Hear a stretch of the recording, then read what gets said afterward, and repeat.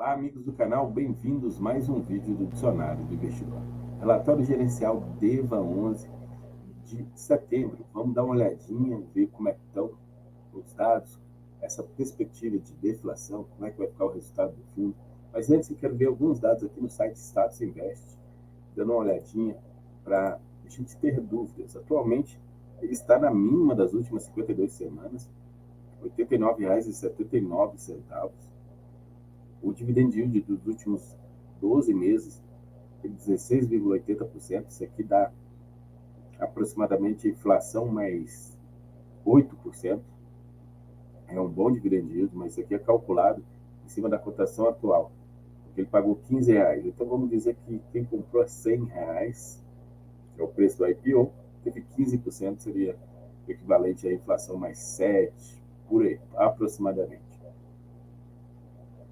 A cota patrimonial está R$ 100,21, o PVP está 0,90. É bem interessante, está com mais de 124 mil cotistas, ou DEVA 11. O relatório gerencial deles, normalmente o relatório gerencial deles é bem transparente, são aulas, de modo geral, são boas aulas, eu gosto do relatório do DEVA 11. Gostar do relatório é uma coisa, gostar do fundo é outra. Gosto do fundo também. O fundo distribui um total de 7,6 milhões em rendimentos referente ao mês de setembro. Aos detentores de cotas, o fundo distribuiu 55 centavos por cota, isentos de imposto de renda. Isentos de imposto de renda, o que resulta em um dividend yield de 0,58%. É pouco. Pagou também 55 centavos para os recibos DEVA 13 e DEVA 14. A emissão ainda está em andamento, está naquela fase para investidores profissionais. Os rendimentos apurados no mês referem-se basicamente à parcela pré-fixada da carteira. Então, é só o pré-fixado da carteira. A gente vai dar uma olhada no HRE gerencial lá na página 4 e vai ficar bem claro. A parcela pós-fixada, correção monetária, foi praticamente zerada devido à deflação do período. O fundo tem proteção de deflação e essa proteção de deflação faz com que o IPCA seja considerado zero. Os índices utilizados para cálculo de rendimento de setembro foram apurados em julho, menos 0,68, e agosto, menos 0,36. No próximo mês vai usar agosto, menos 0,36, e setembro, menos 0,28. Não faz diferença. Não faz diferença porque, para eles, negativo é zero. Então, no mês que vem, vai dar o mesmo resultado desse mês, considerando IPCA zerado. A carteira, a dinâmica de apuração de resultados, a carteira do DEVA 11 basicamente é composta por ativos cuja remuneração indexada é IPCA. Por esse motivo, o comportamento do índice reflete diretamente nos rendimentos distribuídos. Como mencionamos acima, os ativos possuem proteção contra a deflação. Isso significa que, em um momento IPCA negativo, a correção monetária é equivalente a zero. O ativo é corrigido somente pela taxa pré-fixada. Dessa forma, é natural que exista uma queda pontual nos rendimentos, mesmo com proteção. Ainda assim, o acumulado do fundo vem entregando conforme o mandato. Como eu falei, no ano está dando IPCA mais 7. Isso é muito bom. Vale ressaltar, caso a proteção não exista, provavelmente os rendimentos teriam sido nulos esse mês. Essa circunstância deixou evidente a experiência e a expertise do time da gestão na estruturação e análise dos ativos, considerando a proteção contra a deflação como cláusula essencial, mesmo em um ambiente majoritariamente inflacionário. Então, ter proteção contra a deflação segurou o provento ainda em 55 centavos. Poderia ter sido pior se não tivesse. E a gente está vendo pior em outros fundos, né? Os nossos materiais sempre comentaram que o target de rendimento do fundo é de 1% mensal. A tradução literal de target é alvo, ou seja, trabalhamos com o objetivo de alcançar esse resultado em nossas premissas existentes desde o início do fundo. É exatamente também, né, pessoal? Quando o pessoal fala nosso alvo é 1%, é entregar 1% em média no decorrer do tempo. Não é exatamente 1% todo mês. Tem que também olhar por esse lado. Esse patamar de resultado ainda não foi mencionado de forma aleatória. Quando o DEVA 11 foi modelado em 2020, comentamos que as considerações do cenário de inflação próxima ao centro da meta definido pela CMN, dentro de 3 ou 4%. Se tiver uma inflação dentro de 3 ou 4%, dentro da meta, inflação anual de 3 ou 4%, sim, eles vão entregar em média 1% ao mês. O fundo entregaria 1% ao mês. Retirado do RG de novembro do ano passado, fica claro a dinâmica do fundo.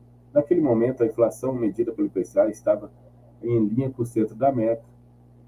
Mesmo nesse caso, se a carteira do fundo fosse totalmente indexada ao IPCA, teria entregue 1% de dividend yield mensal. Porém, como a carteira era principalmente indexada ao IGPM, que estava em alta, entregou 2,7%. Aqui um extrato lá daquele relatório antigo, né? Eles mostravam como seria apenas 1% se fosse indexado ao IPCA. Se entendemos esse racional, é totalmente esperado em momentos pontuais de deflação, o fundo esteja sujeito a entregar também pontualmente retornos abaixo de 1%, mas no acumulado esse rendimento tende a ser igual ou até mesmo superior a 1%, considerando os 12 meses, dividend yield de 16,3% isento de imposto de renda. Pessoal, vai ficar um pouco longo se eu continuar lendo, que na verdade eles estão dando uma série de coisas. Mas o mais importante é deixar claro que não houve nenhum evento de nenhum fundamento do fundo. A carteira está 100% adimplente. Então está caindo simplesmente porque o pessoal está olhando a renda. Aí por isso o valor do fundo está caindo. Aí eles comentam aqui sobre a nova emissão e vamos dar uma olhadinha no DRE do fundo. DRE do fundo em novembro, vocês podem ver que a correção monetária veio R$ 57 mil. No mês anterior, de agosto, era 5 milhões. Lá em junho veio 9 milhões. Lá em maio veio 17 milhões de correção monetária. Olha a diferença da renda, gente. Aqui em maio era 17 milhões de correção monetária. Eles entregaram 1,60 de patrimônio, de resultado. Quando foi 9 milhões, eles entregaram 1,41. Quando foi 5 milhões, 1,25. 5 milhões de novo, R$1. E agora, 57 mil reais, entregou 55 centavos. Eles têm aqui as despesas do fundo, 1.333.000. Essas despesas do fundo, aí é um pedido meu aí, pessoal, poderia discriminar melhor que despesas são essas. E aprovisionamento de custos. Esses custos eles colocam aqui, a provisão para pagamento de despesas de performance, auditoria anual e outras despesas do fundo, não considerado o MTM.